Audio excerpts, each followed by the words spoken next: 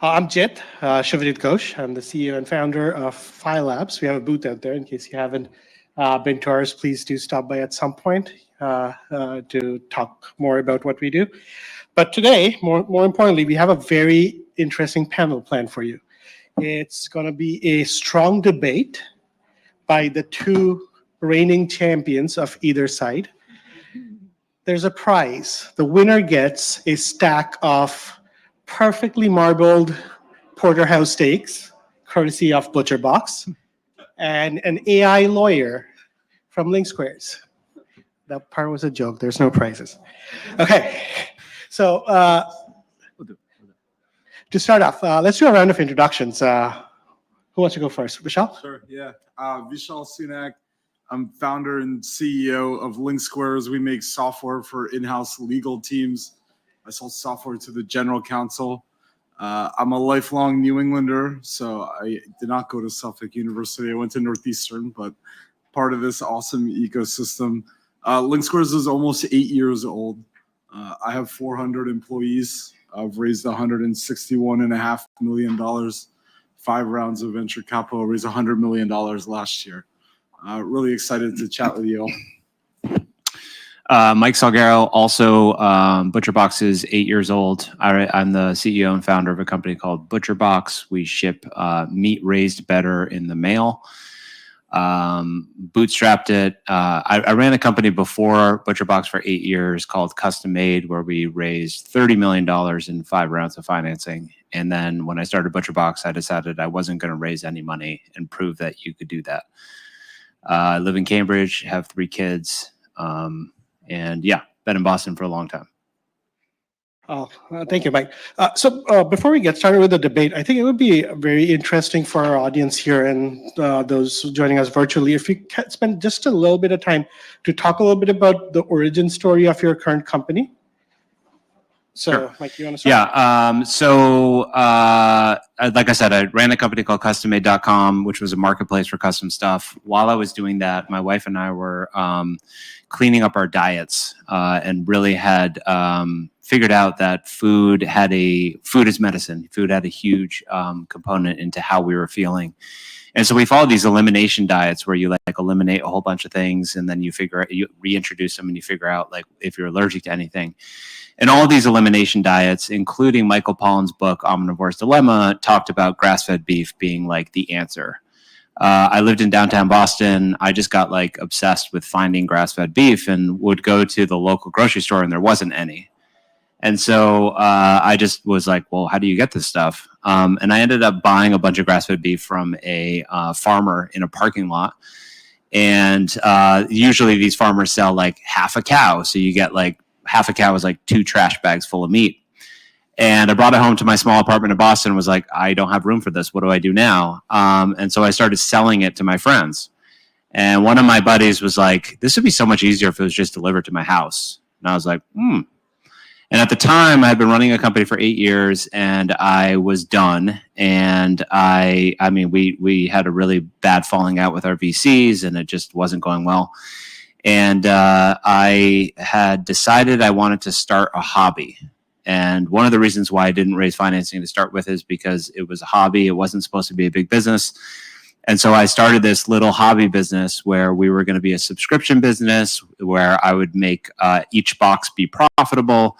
And my goal was to hit 1,000 subscribers and make a $20 profit off them per month, which would be 20 grand. And then I'd pay for some stuff and basically cover my nut and be able to do whatever I wanted to. So classic, like Tim Ferriss 4-hour work week. We have about 450,000 subscribers now. So my goal was wildly exceeded. And I'll just finish by saying, the longer I get into this, the more I think that this is true, that you don't actually get to decide what your company becomes. Your company decides for you. And so I feel in many ways like I am on a ride that I wasn't expecting. And that's both humbling as well as terrifying because you don't know what the next part of the ride is. I love that phrase. You don't decide where your company goes.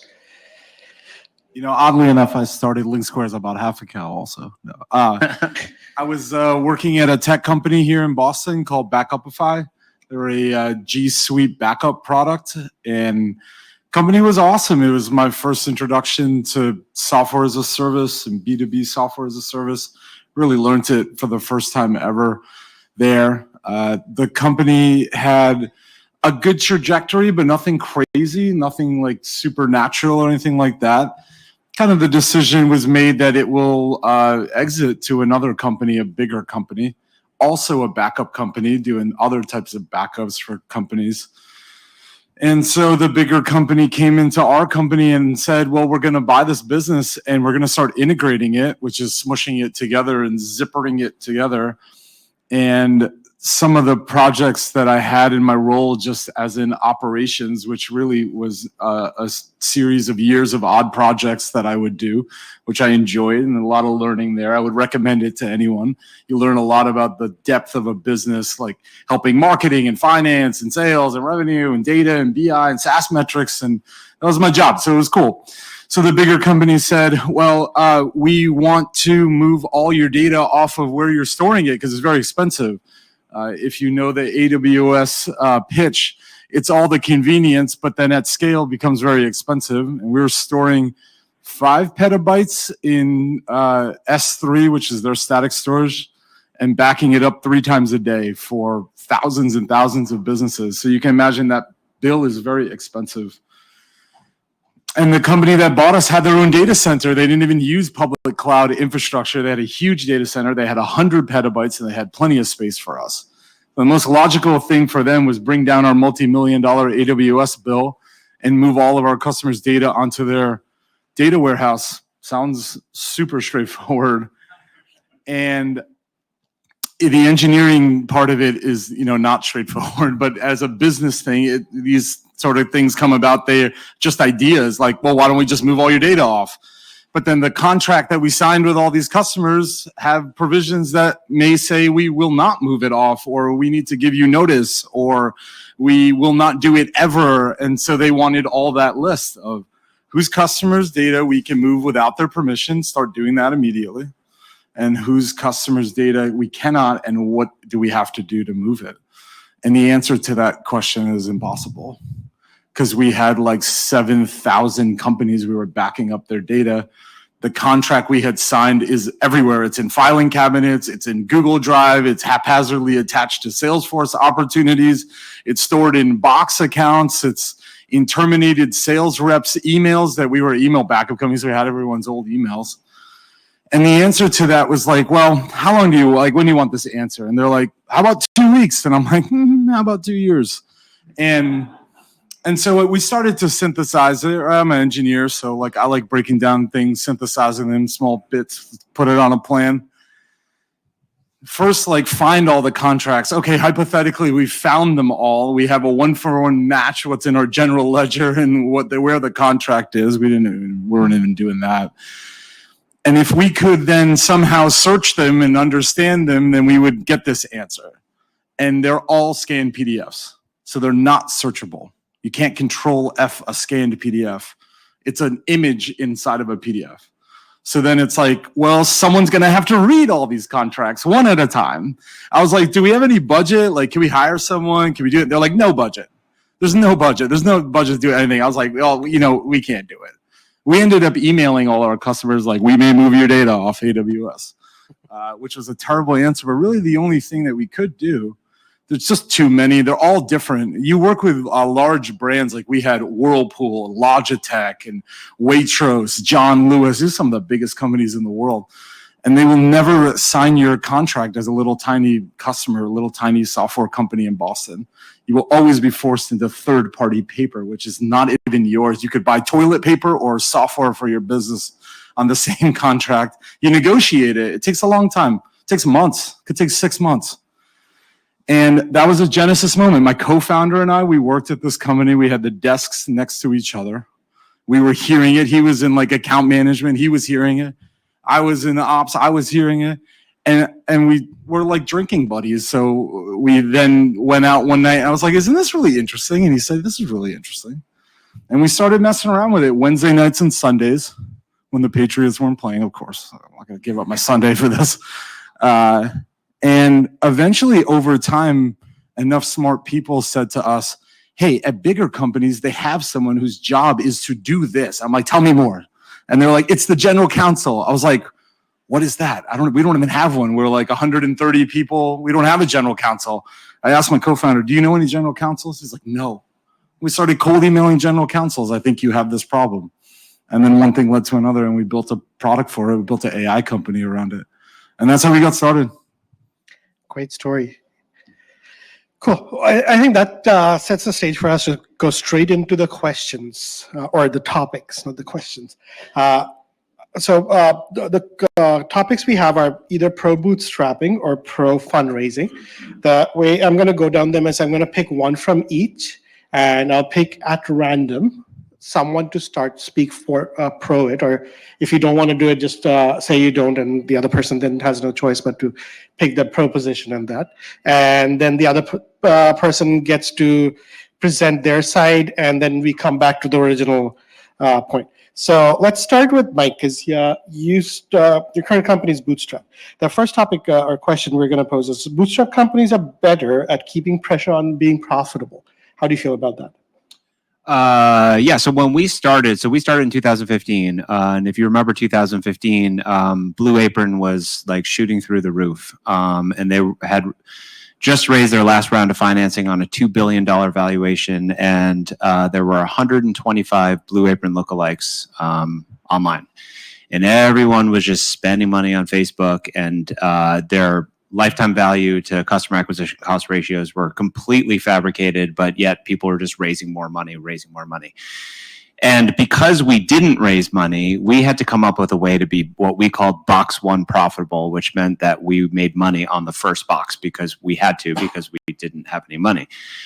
So for one, we started with a Kickstarter campaign, and then we rolled into a influencer strategy where we had a bunch of the same people whose books I had read about elimination diets, and went out to them and said, hey, we don't have any money, but what we can do is we can give you $10 a month for anyone that you sign up. Can you send an email to your audience telling them to buy grass-fed beef from us? And that worked. And then in 2017, Blue Apron went public, and if anyone remembers, they started out well, but within the 3-month lockout period, they had lost about 92% of their market value. And what happened was money for food box subscription companies went to zero. VCs are pattern matchers. They're just like, oh, Blue Apron failed, so we're done. We're out. If we had raised money and you do the timing, we'd be out of business too. And so I hold that as there was one decision, which I'm happy to talk about, but really had to do with the fact that I was so traumatized and disillusioned by my first experience with VCs. I was like, no, I'm not doing that. I don't care how small the company is. But if you look at what we were able to do and the unique product we put together and the unique way we marketed it, we never would be where we are if we had raised money.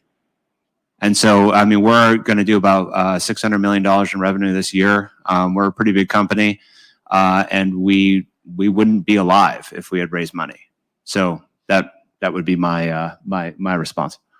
That's probably the strongest supporting point I've ever heard. Vishal? Session over. So yeah. It's not untrue. You have to manage. Mike has to manage, at least in the early days, getting it off the ground, based on cash flow, and that's really important. And so, yeah, some of the logic around raising capital has historically been to raise as much as you possibly want and raise it as often as you'd like. And I think some of the world has gotten into trouble, especially in 2021. I know a founder of a company at 5 million in revenue did a deal at 100x his revenue at $500 million. The company is not worth $500 million. And that can lead you into different ways of not running your company as smartly as you should, thinking that the next $50 million check, $100 million check is just next year. Certainly I fundraise every single year for 5 years. I did it 17, 18, 19 into early 20, 21, and 22. I did it. And was it in vogue? Yeah, it was. But it changes the way you think about running a business. And I tell this to founders all the time. What you read in TechCrunch is not real life. it's just not real life. Fundraising announcements are not real life. What he has done and is real life, right? What I seek to do over probably a much longer time horizon is real life. But profitability for VC-backed companies come much, much later. Decade, more than a decade. It could be, right? Because you're really buying growth in market share, right? That's how it's set up. Yeah, what they don't tell you about TechCrunch is that, and really any of the technology news outlets, so you can get a feed from the IRS or from the SEC actually that just tells you all the different fundraising things that happened. So it's really laziness. It's like these reporters just are like, oh, let's just write about this one because it just came through, and half the article's written because we know who invested and what happened and how much it was. So if you're like in this room and you're like, I want to learn more about a startup, unfortunately, there's very little information out there around like a path of bootstrapping, when the reality is that only 1% of startups are VC funded anyway, right? So you're in a very small pool. And yet most people here, I mean, I heard the last panel, there's a lot of focus around how am I going to raise money? And like, what if that wasn't the first thing out of your mouth? And what if you thought about like, how am I going to build a enduring, profitable business? Because for every business that's like, there's some businesses where you're building AI or you're like, putting a rocket into outer space that you actually need money. But there are lots of businesses that I see every day where people overfund them thinking that that means that they're successful. Oh, now I'm in TechCrunch. We're going to get lots of orders once we're in TechCrunch. You don't get any orders from TechCrunch. It's like, stop diluting yourself both mentally and on your cap table, thinking that VC is like the only path, because it's not. Yeah, I'll follow that up. I mean, think about some of the greatest businesses that you interact with every single day that have not raised money from venture capitalists. They did it some other way.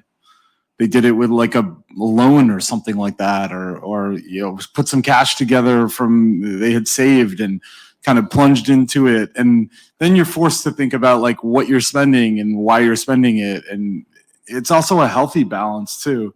The world has definitely messed up like venture capital. I mean, venture capital effectively is like a failing business model right now until either the economy gets better and the interest rates come down and IPOs can happen again.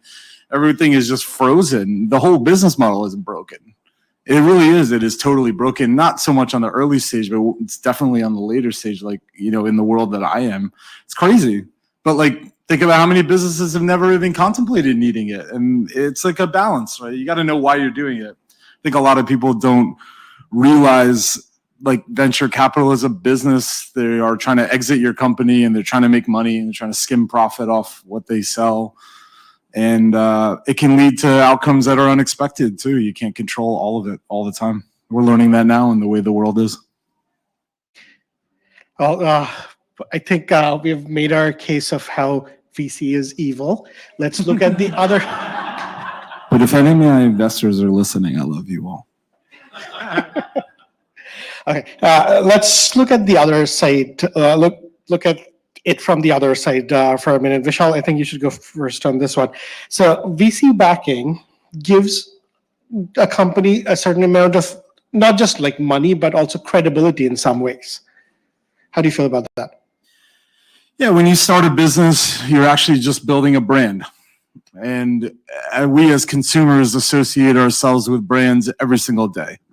What car you drive, what town you live in, what shoes you wear, what shirts you wear, whatever, you're buying a brand. Buying software from other companies is the same. You're associating yourself with a brand. And I think the hardest journey when you're a founder and you have nothing, you have no brand, is building it and providing proof points of legitimacy that you should buy software from us and not buy it from someone else. Or if we're creating a category, come take this ride with us. And yes, venture-backed capital, venture-backed businesses can provide some sort of level of credibility. I would say that it's shallow, though. It's maybe like a couple points of credibility. Some of the reality is like there are better VCs than others, more famous ones. Like which ones do we know? Sequoia and Benchmark and Andreessen Horowitz. I mean, the odds of getting that is probably less than 1%. It's probably 0.1%. But yeah, I would assume you can become part of Sequoia's huge 19-year empire where every Sequoia company is something really special. If you could be one of those, absolutely. you get a shot in the arm there. It doesn't mean you're going to be a success. Maybe even, probably highly likely you won't, but it can help because ultimately you're trying to convince someone to buy something that you're selling. Mike, you want to weigh in? Yeah, I mean, I think that I'm supposed to take the alternate view, but I'm going to take the view of VCs helping. So the two areas that I found where VC backing would help a company, one is attracting employees. So when I started out, I had a bunch of like the bad news bears, like super young, super hungry, like had no experience whatsoever, and had a chip on their shoulder and was like, screw the system, we're going to like figure this out.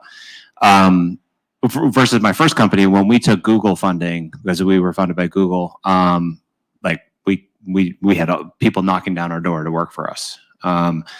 So that's one, and the other is on the bank, like banks / financial institutions, etc. When you start out, I was fortunate enough to have a name because I'd run a company for 8 years. But when you start out, I mean, I personally guaranteed our credit card for the first like 4 years. I made sure we didn't spend a lot on the credit card, and I got a bunch of points, which was sweet. But which is like the best tax-free hack ever when you're running a company. But the banks, like versus my experience with Custom Made, where the banks were like, oh, you're Google backed, like no problem, we'll roll out this credit line, we'll do this. So there are definitely things that make you more credible, and I'm sure with customers too, saying you're venture backed is better than just being especially B2B, than just being like a non-venture backed. But I'll say that now, in the way that the world is, that raising capital is like harder than it's ever been. It's now also like, are you going to be alive next year? Yeah. I mean, that's like a legit question. Yeah. I mean, talking to other companies, like, well, are you going to be alive? Like, where your VCs like just kill you off? I'm like, no, it's not like that. But there is worry about it too. Yeah, we've definitely found over the past 2 years, as the venture capital market has tightened and recession and all that, we've found employees being really grateful, and also potential employees really seeking us out because they're like, I'm done with that like VC ride where, every 18 months we're raising money. So if you're 6 months in, it's like we're behind, and then you got to like get everything together, and then you don't know if you're going to survive. And then it's like, hey, I'm done with that. I just want like a stable company. So, I do my best to make it not stable, but it's a pretty stable place. Okay, so guys, we got to say something in favor of VCs at some point in this conversation. Oh, I'm okay? happy to. I just did. What do you mean? Yeah, it was kind of a backhanded compliment. All right. All right, next one to you, Mike. So, and you're the perfect story to support the statement that I'm about to make. There is a lot of peer pressure on first-time founders, particularly, especially like how many of you have watched Silicon Valley? The whole point, like from day one, all they were trying to do was raise money, right? And like every kid who comes out of school or goes through some sort of an entrepreneurship program, they're told from day one, raise money, angel, friends and family, angel, yada, yada. In this world, what does this cause for founders? Like, what are you, elaborate on that? Yeah. So, I mean, the example I always use is Shark Tank, right? So, you always know there's a housing bubble when every channel you look at is like home flippers, right? And in the world of entrepreneurship, like the only shows that you can watch are shows that are like, the sharks are going to invest, or are they not going to invest? Like, oh, that's the drama. And yet Mark Cuban has gone on record to say that like he's lost money making those investments. Mostly all of them. Yeah. Not to mention that like they're on TV, so they get all this extra promotion, right? They've actually lost money on those, right? And so you think about the drama of the show and how amazing it is to raise money, and people are like crying and hugging, and it's like so great. And then you go to actually running the company. And what my co-founder and I used to say at our last company is a dollar raised is not a dollar earned. Oftentimes when you get to spike the football because you have a feature in TechCrunch, you think you've won something. You haven't. That's like step one. And the hard part is it usually takes like 6 months of people telling you no before you raise money. So you feel like you've accomplished something, but they are investing in you to be able to operate the company in the future. And so, yeah, I think there's like a really perverted view of like what entrepreneurship is supposed to be. Here's what I think entrepreneurship is. Number one is lifestyle design. That's something that they're probably not going to talk to you about here, and they don't teach you in school. Most entrepreneurs that I know who are successful think about the lifestyle that they want to have first. And then how does this business make the lifestyle that they want to have? The people I know who are the happiest have like great businesses that are over here, and they're able to do all the things that they want to do over here. Coach softball, work out every day, go on the traveling thing. And it's less about this idea that you're like slugging it out day in and day out for somebody else because you're worried about losing their money. That to me is just like, and again, like I believe venture capital exists for a reason. I invest in venture capital firms, which is kind of ironic. Like I think that they find good deals. Like I'm pro venture capital. I think it deserves a place as an asset class. But I think that people, like society, has turned raising money into that's the first path to entrepreneurship, and that is not true. Most successful companies, whether they're plumbing businesses or real estate businesses, like they're not venture backed. You don't have to raise venture capital. So like try not to do that. The number of people who reach out to me and they're like, I'd love you to talk to me about your fundraising strategy. I'm like, what? Like, why would you reach out to me about a fundraising strategy? Like, how can I turn this into something that I don't raise money? Like, that's a much better conversation to have. It's put on such high of a pedestal. The ice cold water is that it's really impossibly hard to do. And it has to happen in a very specific way. First, network opportunity, like how many investors do you know? I often tell founders, like your first round of real institutional venture capital, you got to start contemplating taking 100 at-bats. How many do you actually know that are good fits for you? Like for me, they invest in B2B software companies. Now there's thousands of them, but how much access do you actually have to them? Like in Boston, we live in like a super vibrant community, and it's great, right? But how many funds are here? 30, 40?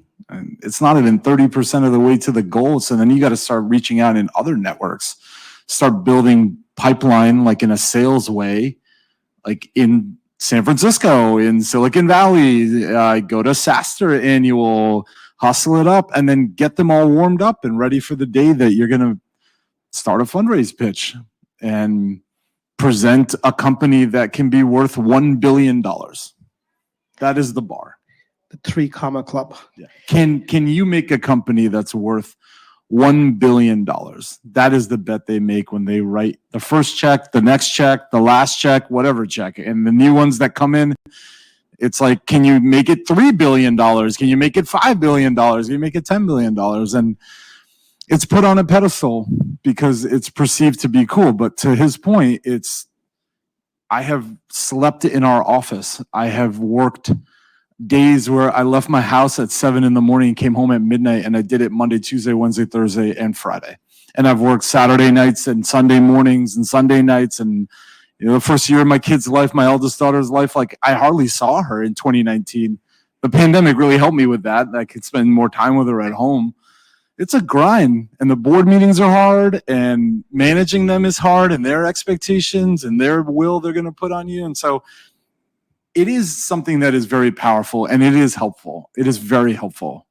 You can invest ahead of your revenue. You can hire like specialized experts. I mean, I built an AI company. I needed PhDs. I needed machine learning experts. They're not going to work for $30,000 a year. They're not going to do it. They can make $800K working at Amazon. Why are they going to work at Link Squares for $30K? Oh, I'll give you equity, which literally is worth nothing from the day until whenever that day comes way, way later. And so it's a hard pitch. And depending on what you're ideating on, it could be capital intensive. You want to build a hardware company, you need to manufacture things. It could be capital intensive. You want to build a hard tech company, like an AI company. Not all of it can be solved through large language models. Someone's going to have to figure out how it's actually working. And if it's not working the way that you want, infrastructure, like running it, web applications at huge scale that thousands of people will use, like these require subject matter experts. They're not going to work for free. And so that's some of the trade-off that I've found that was very helpful. We invented a type of AI that can read text and create summaries, essentially metadata extracted. But how we did it was like 5 AWS experts and 2 PhDs, and like, can it be done? Ladies and gentlemen, can it be done? And they're like, mathematically it can. PhDs, what do you got? It can be done, boss. All right. Can you make it work then? Like, can you all get together and figure it out? I mean, it takes innovation. Innovation is not free, especially if you like dream of doing something quite incredible. It's very helpful in that sense. Good segue, Vishal, from this is to go into, so you've obviously have many investors right now. Can you talk a little bit towards what other value adds the investors bring to the table? Think like other than money, think like leads, customers, advice. And how many investors do you have? 9. Yep. Yeah, the coolest thing that I always ask my preferred class, as I call them, that's what they are, right? The preferred class of the cap table. And I say, well, welcome to Link Squares. Thanks for investing. Now get to work on all of your portfolio companies buying Link Squares tomorrow. And I remind them at every board meeting, I give them little stickers for them to hang on their fridge, like, hey, these 2 did a really good job. The rest of you didn't do as good of a job. And you all should do what they did, which was give us 10 leads each, and we closed 5 of them, and our revenue chart looks pretty great. So thank you to them. The rest of you get to work. All right, get to work. Give me leads. Tell every general counsel you know that we exist, that you should buy our software. Tell your friends at other venture capital firms how awesome we are. Like, get to work now. They help with recruiting. You want to close some big money executive, going to run a big part of your business, get a new CFO. They often want to talk to them. They often want to hear the thesis they had on investing in a company and what they see and what they see in the market, what they see in the world. And that is very helpful. They give you exposure to their investors, right? Venture capital funds have investors. Mike is what's called a limited partner. He's invested in a fund. I am also a limited partner. I've invested in funds too. And you get access to them, and they know other people. Sometimes they're institutions like companies and universities, and that's great. You build a big network quick. So it's helpful. Taking back from that. So Mike, just as we learned, in investors, you almost get people that work for you and pay you to work for you. Do you miss that in your current company? I mean, I don't know if that's, investors don't really work for you. You work for them. That was a joke. Oh, okay. I got it. Sorry. I missed the humor. So first of all, the investor parties are lit. So like, I don't know. Investors usually have amazing parties with like tons of ludicrously expensive food and whatnot, which are fun to go to. So we had Google and First Round Capital as investors in our first company. Both of them spent a lot of time thinking about community and about supporting their entrepreneurs, which was great. So Google's like, hey, we can do a technical audit of your entire website and bring someone in, bring a team of people in and like see what you've got here, which is awesome until they open the hood and they're like, oh my God, like we invested in this, you have to change everything. And then it became not so awesome. The thing I miss the most, and I actually created a board, it's a board of advisors, not a board of directors, because they're not investors in the company. But what I miss the most was somebody who comes in and like actually observes how the company is doing, can pattern match to other companies they see and be like, you guys are like not doing well in this area, or you need to do better here. And that's been really helpful for me. What I found over the first 4 years was it's really isolating to run a company. To be a CEO is a very isolating job, and there's lots that you can do there, but it's isolating. Having a board that I felt supported me and is vested in our success. We pay them in equity. Was an important piece for me. So I missed that. You know, it's not all like, oh, VCs don't help at all. I will say most VCs, like when you're pitching them, you can always tell when a VC is interested because they start pitching you. That's when you know they're in. And then you want to be really dodgy. You want to be like, I don't know, because then they get more interested in you. Hard to get. I got a lot of other options here, so I'm not busy sure. right now. Trying to see other people. I don't know. Sorry, I forgot to get back to you. But they'll promise you a lot. Like, oh yeah, I'll get you those 10 leads, no problem. And they rarely do. They rarely deliver. Like, you really do need to be like, here's something for your refrigerator. Go give me 10 leads. Tell your mom you did a good job. The standard, I mean, they look at a lot of deals. They're talking to a lot of people. They're on a lot of boards, and they don't really have a lot of time to help you, even though they'll tell you they will. I often tell founders that if there were other brands of water here, there's really nothing different than Poland Spring, Fiji, Evian, anything else. It comes out of the tap too. You don't even have to buy it in a bottle. But that's like venture capital. It's like the same thing. If your body needs nutrient, you need water to survive. Some businesses need capital to survive because of what they're trying to achieve. Water is a very essential element to the human race, right? It is for all of us. Capital can be a very helpful element. But then ultimately what you decide to drink comes down to marketing, how you've been marketed, to Mike's point. Like, we're going to do all this cool stuff for you. Well, really, that sounds great. Do that for me. And if it doesn't come true, well, you just got marketed. You know, if I drink smart water, I might not look like Jennifer Aniston at 50. You know, that's the reality. I'm not trending in a good direction. But then it comes down to your taste preference. Like, what is your taste preference? And that is what I think is the most important thing. I don't like Evian water. I don't think it tastes good. But that is the equivalent of saying pick better people that you can get along with. You don't want to do like 30-day fiance, because this is harder to unfurl than like 10 marriages that you're in simultaneously. You will not be able to get rid of them if your relationship with them doesn't go to plan, or they don't believe in what you're doing anymore, or you have learned things that your original hypothesis have been proven wrong, and now you're trying to swing it over into another direction and they don't like that direction. Those are hard things. I always tell people, pick better human beings than what the pre-money prices. You will get obsessed with pre-money valuation. It'll only lead to outcomes you won't be able to control. You may not like them. Yeah. So water is really important. Capital is really important, but pick better people. Okay. Perfect segue to another question that I had for you. So, like, we've been talking about the capital aspect. I was like, without fundraising, oftentimes, like, I've had this in my first company and then had this for a bit in my second company too. You kind of go through this phases of existential crisis till you raise your next round, which distracts you. Can you expand on that? What are your thoughts? Yeah, you raise around a capital, and traditionally it's supposed to last for like 18 to 24 months. So let's say it's 24 months.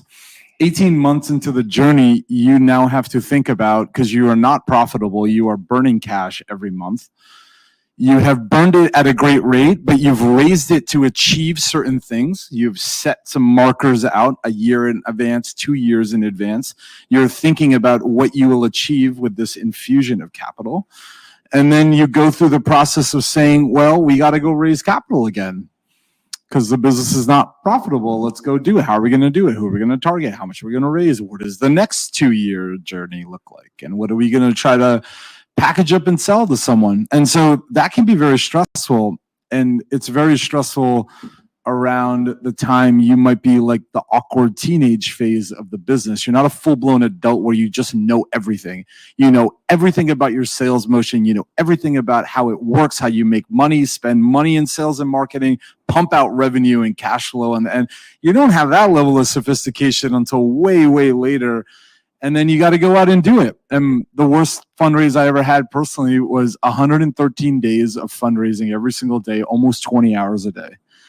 And I pitched 71 investors. I got 2 term sheets, and they came at the way end, the last 2 out of the last 4 that I pitched.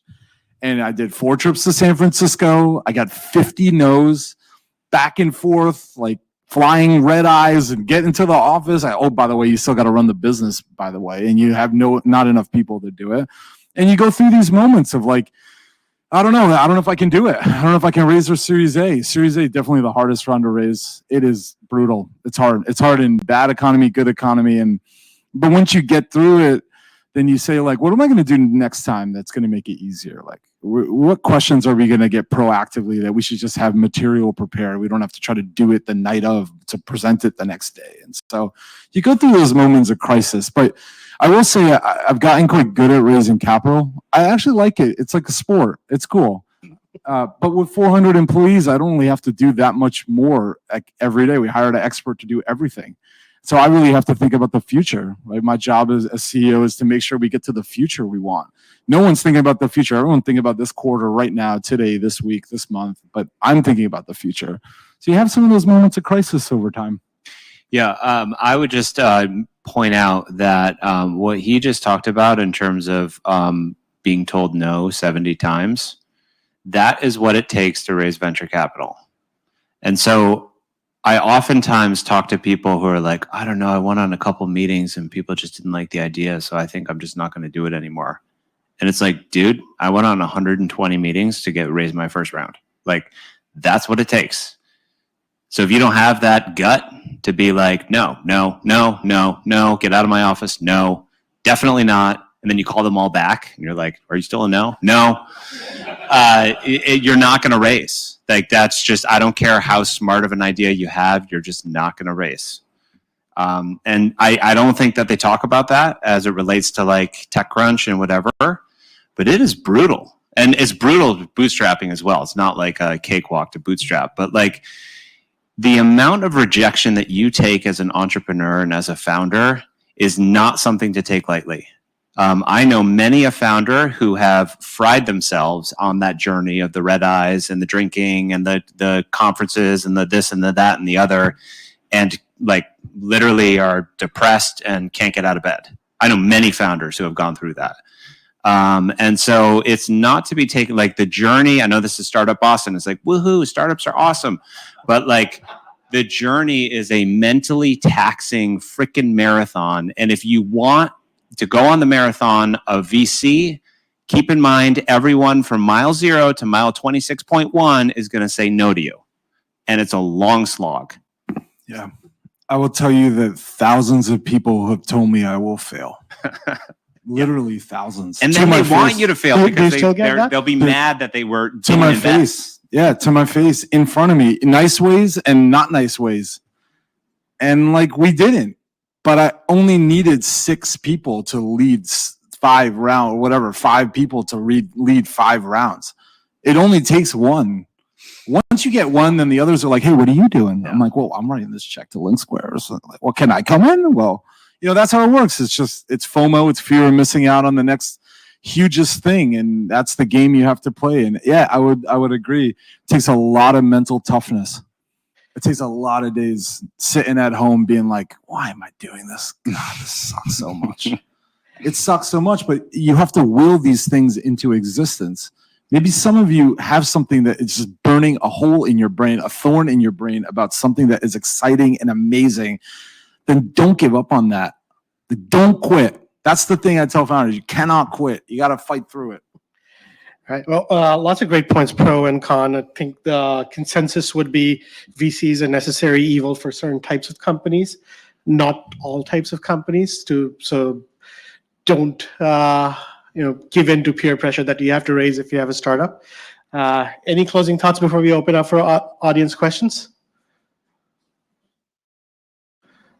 It's been nice to have a full bank account, right? To have like a lifestyle where, you know, my 3-year W-2 income at one point in time was like $50,000. Like, you know, and then you start thinking about your life, like, well, can I ever like marry my wife and get a house and have kids? And, you know, there's a moment in time where it can make sense to do it, but there are some nice comforts with it too. Like, I don't have to worry about payroll for at least 2 years as soon as we raise, as long as we don't light it all on fire, which I outsource that to someone else. My CFO, he makes sure that we don't.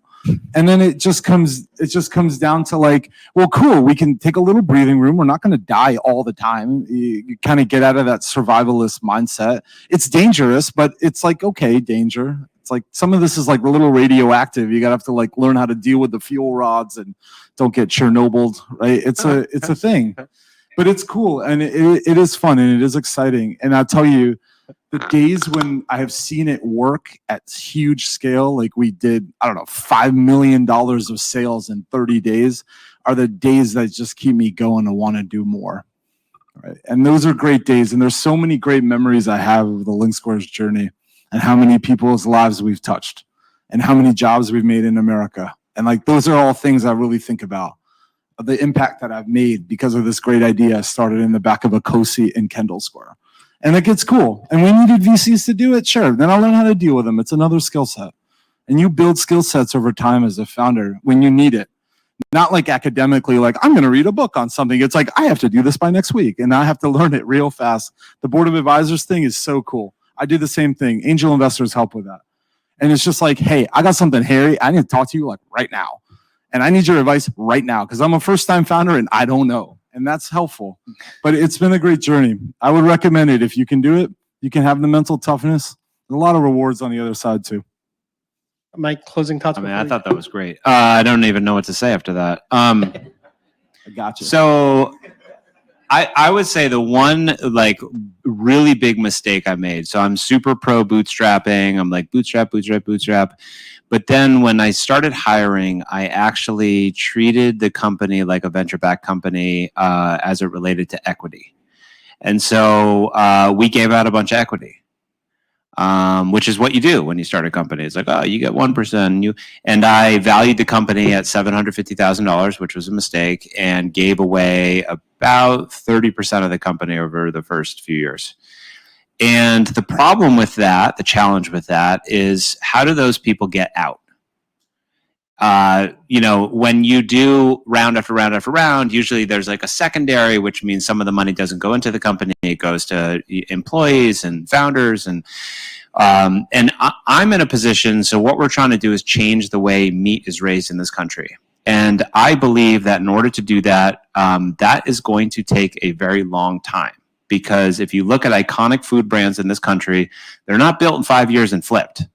You're talking about Campbell's and Hershey's and Mars, and they're all the same. They're very closely held, family controlled, 100+ year holds, right? And so what we're trying to do at ButcherBox is basically, I don't know if that will happen, but we're trying to operate the company as if it's going to be around for 100 years. And I would say one of the things that I spend most of my time stressing about is how do we get people out? What we do now is we take money after tax because we have to pay Joe Biden first, and then we buy people's shares back, which is like asinine. It sucks. And then I'm like, well, okay, let's bring in an external investor. And then it's like, well, then you're going to have an investor. So, if you are to bootstrap, I would highly recommend that you figure out a way to not do the equity thing, or if you do, make it a small amount of equity versus like massive slugs of equity. Just a quick jump in there. I went through the exact same struggle for my current company and eventually landed on a very small but a bonus structure, which keeps people going, gives them incentives, because the same thing. Bootstrap company, I have no intentions of ever going IPO. What are you going to get out of equity? But the first 9 employees got stock, and they still own that stock. Yep. Which is basically just a piece of paper at this point. All right. Anyone have a question? I bet many of you do. All right. We only have 8 minutes left, so I'm going to prioritize really quick questions. Anyone? All right. Quick question. Here you go. And quick answers, too. Thank you so much. I really appreciate you guys coming out today. Quick question. Do you have like a formula for giving out equity and what that looks like for particular positions and kind of like it's complete Chinese to me. So there's tons of published stuff on the internet. Pave is one of like the ones that have really kind of accurate startup type of information. It's pretty easy to acquire also. When you start really, starting about founding a company, et cetera, like a good venture lawyer kind of knows some of this stuff too and can help you. Like as you do company formation, Delaware C Corp and all that sort of stuff, like there's definitely benchmarks, right? And a lot of it is being published at frequent rates. It's kind of easier than ever to find it on the internet. Yeah, agreed. Yeah. So there was one other thing which wasn't mentioned, which is there's bootstrapping and then there's VC, but there's also crowdfunding. What do you guys think of crowdfunding? Crowdfunding, like going out and raising money via a whole bunch of people? Yeah, like regulation crowdfunding on a platform? Yeah. It's a good as option as any, and you got to deal with how to do it and do it well and make it successful. But it's certainly changing some of the landscape of where capital can come from. I think it's a net positive just generally. I didn't do it. I mean, we did accredited investor financings like Form Ds, like that's what it's called, a Form D. And I think it creates another opportunity for companies to find capital and probably not have to deal with some of the stuff more traditional capital comes. That's like the new way to do things. It's like the liquid death of water, you know, it's like the new cool thing. I mean, I know people who have done it and it's worked okay. I know some companies that have tried to do it with their customers, which seems a little strange. But it's definitely an option now that it's opened up. We crowdfunded on Kickstarter to start, which isn't crowdfunding, it's pre-selling. But, you know, when I started, I put $10,000 into the company and we ran a Kickstarter campaign. And my thought was like, well, if it doesn't work, like if it doesn't work, then I'm just out some meat and I'll just buy it and ship it to people. And it did work. And then it was like, oh, we have a business here. So there are ways to do things that de-risk. I think we have one. Yes. So my question would be a pre-seed seed with no revenue.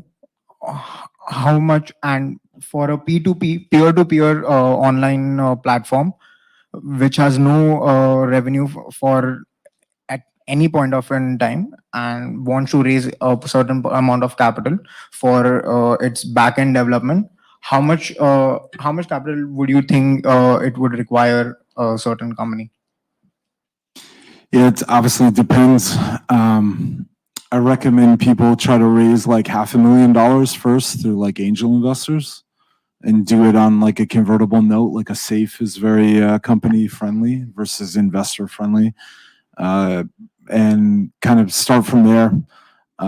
Raising real institutional venture capital, you know, really second, third time founders get all that with nothing with PowerPoint decks. I did not get that. I proved it with revenue. And so I started with like a $500,000 angel round essentially. I have an answer to that too. So the way that VC works, this is my experience, is they're going to take 25 to 35% of your company every time you raise money. Every round. Yeah. Every round, right? Maybe 20 if they love you, but that's rare. It's going to be 25 to 35%.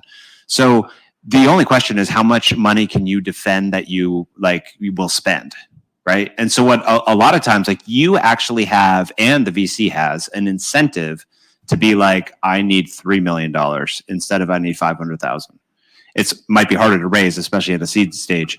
But so the dance is like, as you get later in rounds, like the VCs get paid. They get paid a management fee on the money that gets put out on the street. So everyone in the room wants the same thing, which is like more money in your bank account. So what you do is you at least this is what we did. We would always defend raising like more, right? Like, no, we don't need 5 million. We need 10. They're like, great. And they're still going to take their 30%. So you don't care. You just get a lot of preferred above you, which, you know, makes it a little harder to get out, but. Yes, sir. So I'm going to throw a couple of marbles on the table that are maybe half truths, but I'm going to end up in, does this make a strategy for bootstrapping? All right. So, you know, we all know that if you're in SaaS software, half truth number one, that the margins are very high relative to perhaps other industries. What those are, somebody like Oracle sees 70%, but they got a brand. So, you know, maybe it's 50%. Okay. Second thing to throw on the table is that I'm thinking a lot about the Wall Street payments model for their employees. You know, you get people to come along at a very, very low rate, you know, so they can pay healthcare, put food on the table, this kind of thing. But then at the end of the year, you know, you use the OKR method of managing people, right? And at the end of the year, if they make, you know, their objectives, then they get a nice bonus, right? And they realize, hey, they're in a startup. I'm not going to make money, a lot of money year one. And then the third thing, the reason why you're in this is because, you know, you've got to get something that's got some innovation in it. And I'm not necessarily talking about a retail product here. I'm talking about software. So you get some growth in there. And you put those three things together. I'm suspecting that you can fund this thing, not for super high growth, but you can fund it, you know, without too much money coming from the outside. What's that sound to you like a bootstrap model? Sounds great. Yeah, I think it's possible. Yeah. Yeah, I mean, I will say that like I get lots of people who are like, oh yeah, we're bootstrapped. I only raised $250,000 in my angel round. I don't consider that bootstrapping. Right. Like bootstrapping is you just do it yourself. Maybe there's like one investor, but once you're on the VC train, you're not getting off the VC train. Like for the life of your company, you're on that train. So oftentimes I can't tell you how many people are like, hey, like I really love the bootstrap thing. I want to do that. Like I've only raised like 750 grand. I've only raised 500 grand. It's like, that's not bootstrapping. You're already on the train because those people expect a return. So, my advice would be if you're starting something out is to just like try to figure out how do you fund it by getting customers to pre-buy, getting things to happen that like you can get going without hopping on the train. If you hop on the train, you might as well just ride that thing to the promised land because there's no getting off. Yeah. I would add to that you can always measure success by like how fast your revenue is growing. And that really legitimizes that you're not a hobby. You're actually something that is capable of being a very large entity. And you're just trying to repeat that motion bigger and bigger every single year. The biggest problem with B2B software in that model is that if you decide to sell to like big companies, they will just make asks of you to prioritize building stuff. I mean, the thing that they're buying today might be 100% fit, but if it's not, and there's a little art there to it, like working with like a Fortune 1000 company, I mean, they'll be like, do you have an API that we can get all this data out ourselves? Like, no, I don't. Well, how fast can you build it? Well, I can't because we don't have any extra cash flow. We have our product roadmap. It's very straightforward. The type of business you're contemplating is more like self-service. Like it's 100% COGS free almost. Like it has a very low cost of goods sold. It's like you're hosting an app. It's all self-service. There are no humans. There is no customization. You just use it like Trello. You use it as is without anything else. It's not going to get any better. It is what it is. Now, those are businesses that are harder to do and grow faster. Atlassian is a great example of a bootstrap company, make it to almost 100 million ARR, but it took like 20 years, right? Which is okay, right? Hey, that's a journey. But some of what you're contemplating can't be abstracted to, a business like mine that like, they're like, well, cool. Your competitor who's 25 years old has 1,000 features. How many of these do you have? I have 200. Well, not good enough today. Try again next year. And then it's like, well, I really want that customer, but then I have to fund the gap on the 800 features we're missing as fast as I can. All right. And some of that is competitive dynamics that you're already in an existing category. Those are the hardest businesses. It's the hardest thing to do. You're trying to make a new mousetrap in a mousetrap industry that has been catching mice this way for 100 years. Now you have to try to do all that work around it. And category creation is not all what it is bubbled out to be either, because then you have to educate people on why your thing is like cool and new and awesome and hip and you should come on this ride. And so those are the trade-offs really. We're in an existing category. We're just doing things in a different way. And that just leads us down different trade-offs and pressures and all that sort of stuff. Thank you very much. Thank you. Yeah, you're well. Great question. All right. great Well, I am questions. sorry to end everyone's fun, but we are at time.